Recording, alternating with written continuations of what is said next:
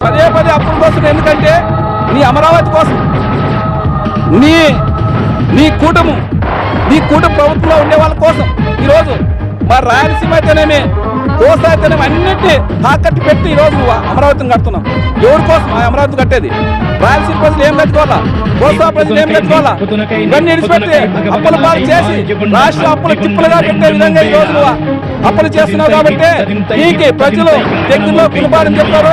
మన రాష్ట్రానికి ఎన్నో ఇంకా నువ్వు 6 నెలలకే 1,00,000 కోట్లు అంటే సంక్షేమ పథకాలు లేకనే, సంక్షేమ పథకాలు ఏం లేదు.